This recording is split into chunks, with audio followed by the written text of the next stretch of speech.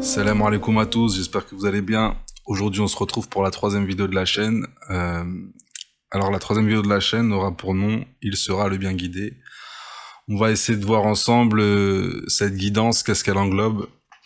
Et surtout que c'est son nom, le Mehdi, ça sera peut-être pas son prénom. Mais le Mehdi sera son titre, quoi qu'il arrive. Il est appelé comme ça depuis le jour où on l'a annoncé.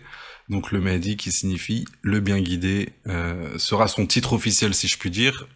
Donc ça veut dire que ce surnom, car il a plusieurs surnoms, est celui qui lui correspond le mieux. Donc je pense qu'en analysant ce surnom déjà de bien guidé, on peut avoir énormément d'informations. Et c'est ce qu'on va essayer de faire ensemble aujourd'hui, binillah.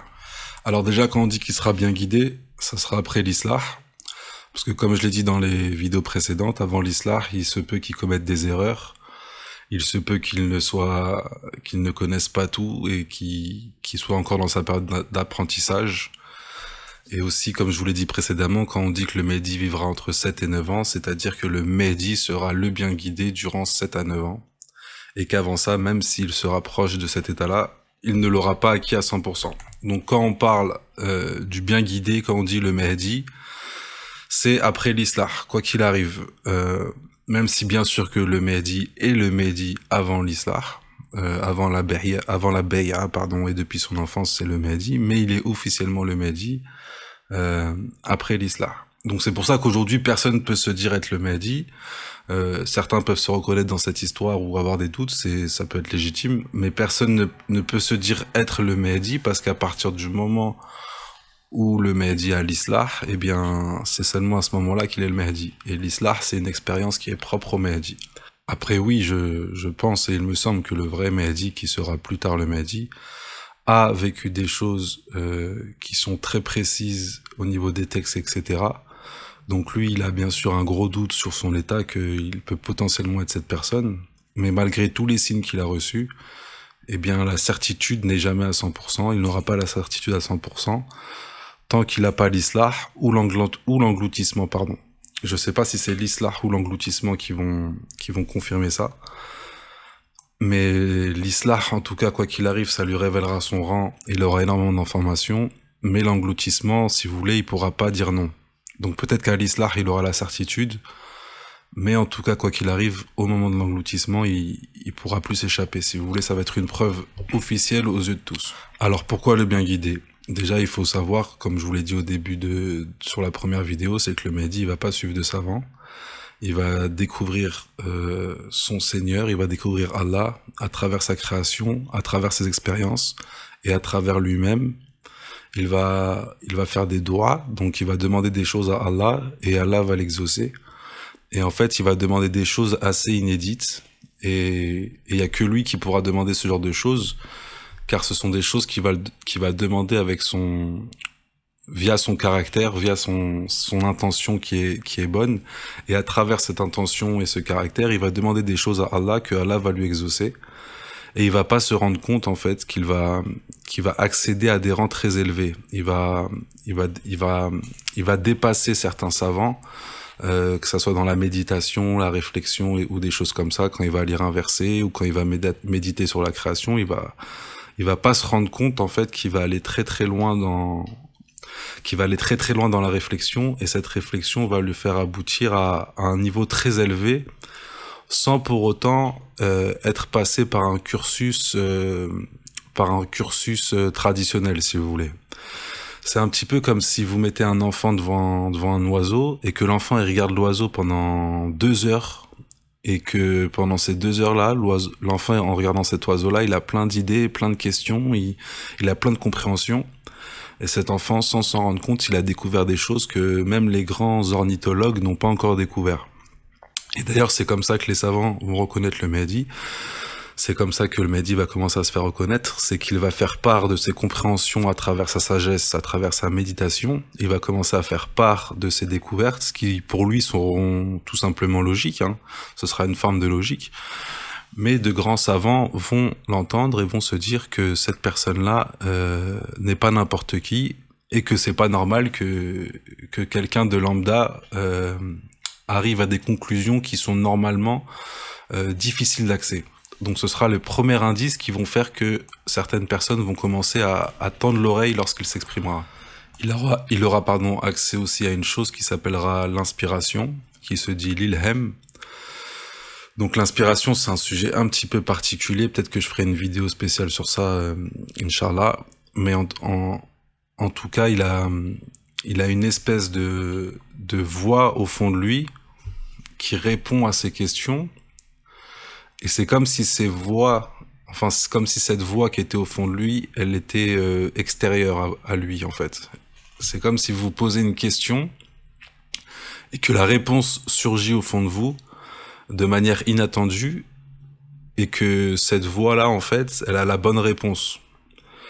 Et en fait, il va comprendre plus tard que cette voix-là, en fait, c'est sa propre voix. Au début, il va s'interroger, il va se demander si c'est lui, si ça vient des shayatines, si ça vient d'Allah. Et ça va être assez perturbant pour lui, cette espèce de voix qu'il entendra de temps en temps, qui sera en fait sa propre voix. Mais cette voix-là sera l'inspiration, sera l'ilhem. Et au début, elle sera peut-être pas très forte, et avec le temps, elle sera de plus en plus présente, jusqu'à ce qu'il fasse qu'un avec elle. Et d'ailleurs, le Mehdi, durant ces moments de parole, parfois il marquera un silence pour justement recevoir cette inspiration. Lorsqu'on a demandé comment reconnaîtront le Mehdi, parmi l'une des caractéristiques, la réponse fut par son silence. Donc il se peut que ce silence soit lié à cette prise d'information via cette inspiration, après Allah Wa'alam. Et du coup, cette inspiration lui donnera accès à des informations qu'il n'était peut-être pas censé savoir à première vue, mais c'est des informations qu'il a pu trouver ensuite par un cheminement qui est tellement poussé que lui-même n'en a pas vraiment conscience, à un tel point qu'il pensera que ça sera, comme je vous l'ai dit tout à l'heure, que ça sera limite une voix extérieure, alors que ça sera sa propre voix. Et d'ailleurs, ses ennemis ou son entourage seront surpris quand il dira quelque chose ou quand il fera certaines actions. Les gens ne comprendront pas forcément son comportement. Et puis plus tard, il s'avérera que l'attitude qu'il a eue ou que les mots qu'il a employés se sont avérés véridiques. Et les gens penseront que c'est le hasard ou qu'il a eu de la chance. Alors que pas du tout, en fait, subhanallah, c'était juste qu'il était le bien guidé. Alors ensuite, on va essayer de comprendre comment il va acquérir cette inspiration. Comme je vous l'ai dit tout à l'heure avec l'exemple de l'enfant qui regarde un oiseau, ça sera par des phases de méditation, de prière et sûrement d'autres outils dont je n'ai pas d'informations. Et aussi il y aura cet événement, cette chose qui va lui arriver, c'est que Allah va l'isoler, il sera écarté des gens. Et dans cette solitude, à travers ces épreuves, à travers cette solitude, il va se rapprocher d'Allah à un tel point qu'il va acquérir, si vous voulez, une certaine clairvoyance, une certaine intelligence, une certaine compréhension de l'islam, qui va progressivement le diriger vers cette nuit d'Islah. Alors oui, le Mehdi avant l'Islah et après l'Islah sera totalement changé, mais si on voit le Mehdi une semaine avant l'Islah, ça sera pas non plus un ignorant. Ce sera quelqu'un qui sera quand même déjà très affûté et très aiguisé, et qui aura un niveau très élevé dans la compréhension de l'islam. Et l'Islah sera, si vous voulez, la conclusion de ce cheminement, l'apothéose, si je puis dire, de ce cheminement. Mais ça veut pas dire que la veille de l'Islah, il sera ignorant. Pas du tout. D'ailleurs, le Mehdi, durant la période où il sera écarté des gens, et même durant son enfance, etc., il verra énormément de signes, et malgré tous les signes qu'il a vus, malgré toutes les choses qu'il a vécues, car comme je vous l'ai dit précédemment, il va vivre des choses qui seront presque au rang des prophètes, il va être témoin de choses qui ne sont pas accessibles au commun des musulmans, et malgré ça, il va continuer à avoir ce doute de se dire que ce n'est peut-être pas lui, alors que beaucoup de personnes, avec la moitié de ces signes, se seraient déjà peut-être autoproclamés être le Mehdi. Et justement, le fait qu'il soit le bien guidé, c'est aussi la manière dont il va gérer son cheminement. Ce n'est pas seulement pendant son califat, c'est aussi le comportement qu'il aura avant son cheminement. Parmi les surnoms du Mehdi, il y a le protégé d'Allah. Je sais plus comment on dit en arabe, mais c'est l'un de ses surnoms, le protégé d'Allah. Donc le protégé d'Allah, ça englobe plusieurs choses. Ça peut être d'un point de vue physique, que ce soit pendant les guerres, pendant plusieurs choses. Mais ça, on en parlera dans une autre vidéo, Inch'Allah. Je voulais surtout parler du fait qu'il sera le protégé d'Allah dans le sens où il sera également caché par Allah. Car le Mehdi est aussi un personnage caché quoi qu'il arrive.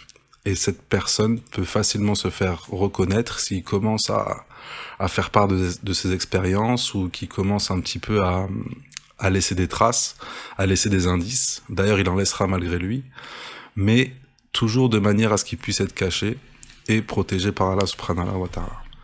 Il est aussi dit qu'il aura la dua mustajaba, donc la demande exaucée.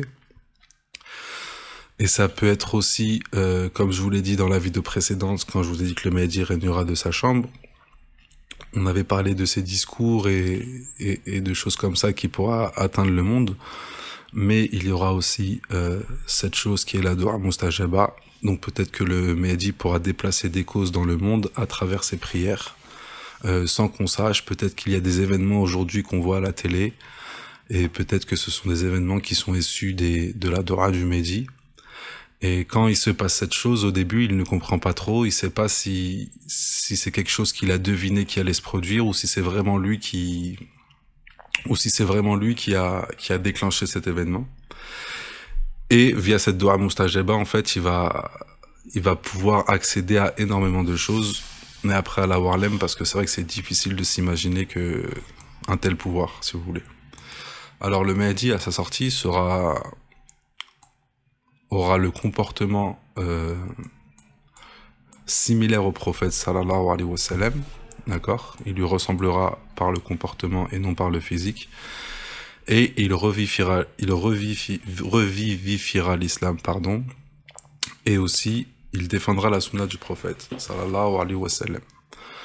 Alors défendre la sunna du prophète, ce sera pas forcément appliquer tous les hadiths, etc. Même si je pense qu'il va appliquer les hadiths, c'est sûr, mais ça sera pas forcément dans ce sens-là que ça veut dire.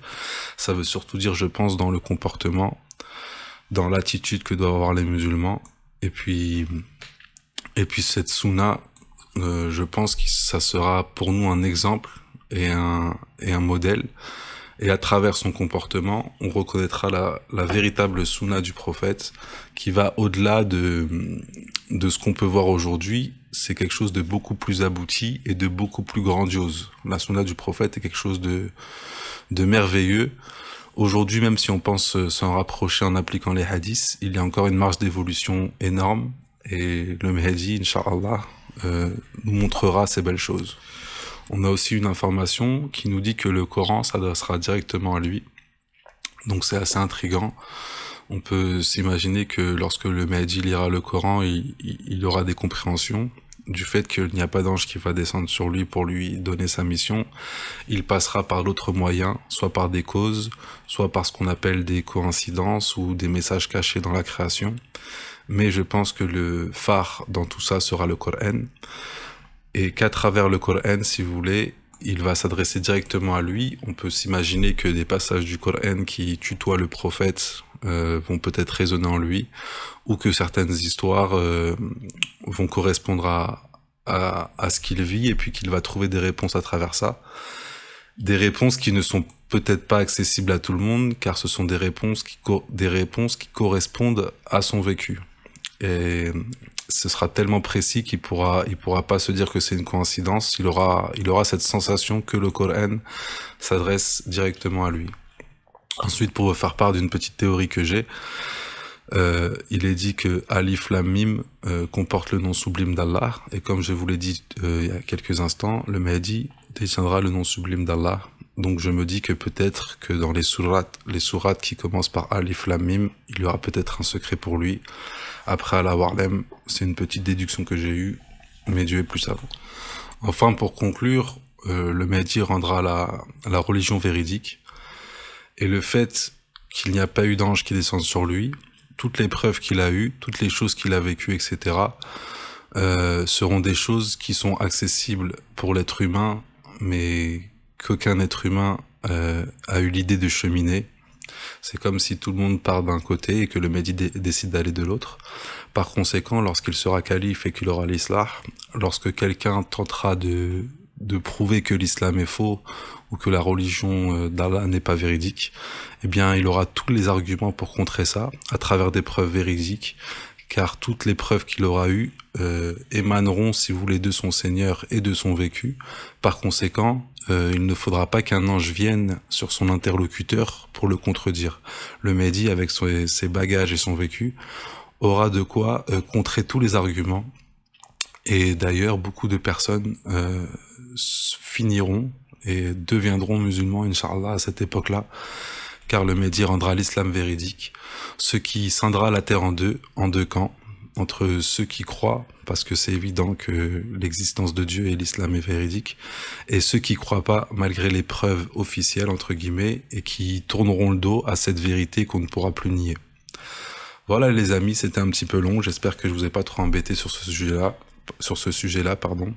Et je vous dis à la prochaine, Inch'Allah, pour une prochaine vidéo. Salam alaikum.